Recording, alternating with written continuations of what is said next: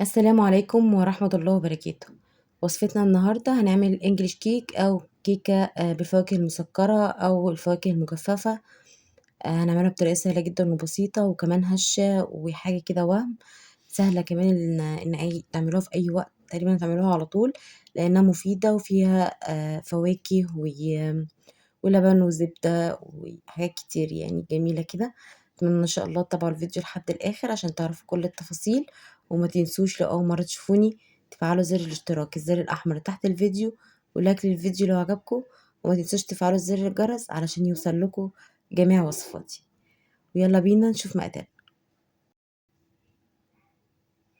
ممكن نستعمل أي فواكه مجففة نقطعها بالشكل ده، زبيب، قراصيا، مشمش، أي نوع، أو فواكه مسكرة اللي هي الجاهزة ديت. هبتدي أغمرها بالمية، تغطيها ونسيبها لمدة ساعة. هنيجي بقى نحط الزبدة، نص كوباية من الزبدة، وكتبتلكوا على الشاشة طبعا المقادير بالجرامات. وهنحط معلقتين من زيت نباتي أو زيت دوار الشمس. بعد كده هنستخدم نص كوباية من السكر وربع كوباية من المية، وممكن نستبدل المية هنا بعصير البرتقال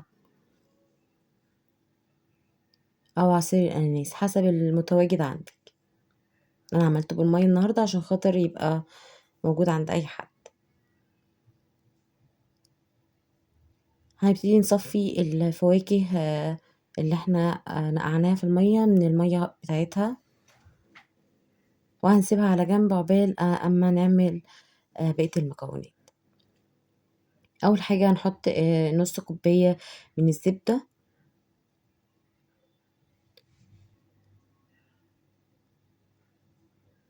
مع نص كوباية من السكر،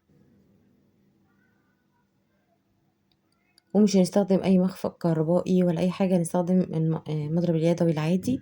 وهنبتدي نخلط كده كويس مع بعضيهم لحد ما يبقوا كريمي، وتلاقي ان حبيبات السكر دابت واختلطت كويس مع الزبدة.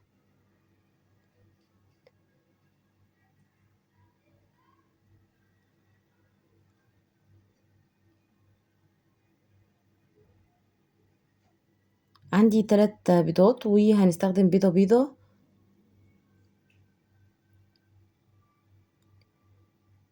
وهنحط رشة من الفانيليا، وهنبتدي نخلط كويس كده بالشكل ده. اول ما البيضة تختفي معانا او تمتزج مع بقية المكونات، هننزل بالبيضة التانية لحد بردك اما تختفي معايا خالص او تمتزج مع بقية المكونات كويس. وهننزل بعد كده بالبيضة التالتة.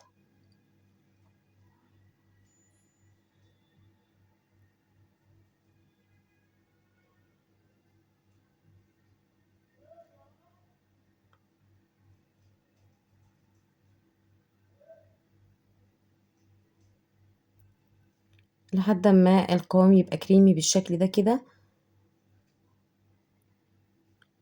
هبتدي اجيب الدقيق واحط عليه رشة من الملح، ومعلقتين من اللبن البودر، واللبن البودر بيدي نكهة جميلة جدا للكيك، ومعلقة كبيرة من البيكنج باودر. هنقلب المكونات دي مع بعضيها بالشكل ده كده،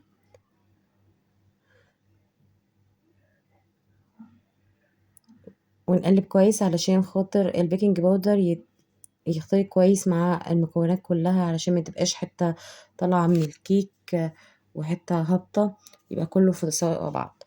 واهم حاجة بقى ان نحط هنا الفواكه بعد ما احنا صفيناها، نحطها هنا في الدقيق ونبتدي نقلبها ونغلفها كويس جدا بالدقيق. ده هيخلي الفواكه ما تبقاش في القعر بتاع الكيكة، وتبقى في كل الكيكة من جوه، ما يترسبش في القعر. فأهم حاجة ان احنا نغلف الفواكه بالشكل ده كده. وليه احنا نقعنا بردك الفواكه؟ علشان ما تنشفش مننا في الفرن زيادة، لازم ننقعها علشان خاطر ما تنشفش مننا في الفرن. هبتدي احط المواد الجافة اللي احنا عملناها مع المواد الدهنية اللي احنا خلطناها مع بعض، وبعد كده هنزل بربع كوباية المية، او ممكن نستبدلها زي ما احنا قلنا عصير اناناس او عصير برتقال. طبعا الفرن لازم يكون متشغل مسبق على درجة حرارة 180. وبعد ما بننزل بدقيق يدوبك بس نخلط بيه، ما نخلطش كتير، يدوبك بس حتى ما الدقيق يختفي، وده القوام اللي احنا عايزينه. بعد كده هدهن الصينية بتاعة الانجليش كيك، ممكن تستخدمي اي صينية عندك، وهندهنها بالزبدة بالشكل ده. وبعد كده هحط دقيق من كل الجوانب، مهمة جدا عشان ما تلزقش في الصينية بتاعتنا. وهنحط بعد كده دقيق، وهنبتدي نغلف بردك الصينية او القالب بتاعنا كله بالدقيق بالشكل ده كده، واي زيادة هنبتدي ننزلها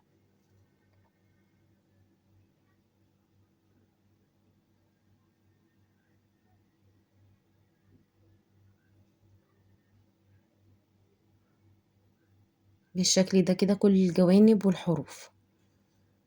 هنبتدي بعد كده ننزل بالخليط بتاع الكيكة.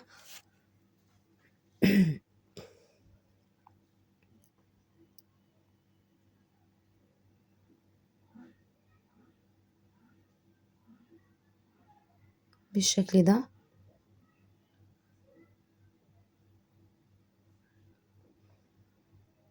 وبعد كده بتبتدي تساوي سطح الكيكة بالاسباتولا او بأي معلقة عندك، بالشكل ده كده بنسويها،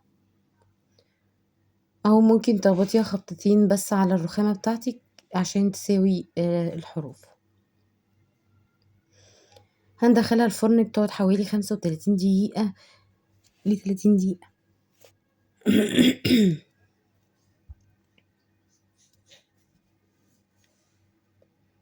بتطلع بالشكل دوت، وهنبتدي نقلبها ونسيبها تبرد خالص. وبعد ما بتبرد بتبتدوا تقطعوها وتطلعوها بقى، بتبقى تحفة وطعمها جميل جدا مع كوباية شاي الصبح. حاجة كده وهم، زي ما انتوا شايفين هشة وجميلة جدا.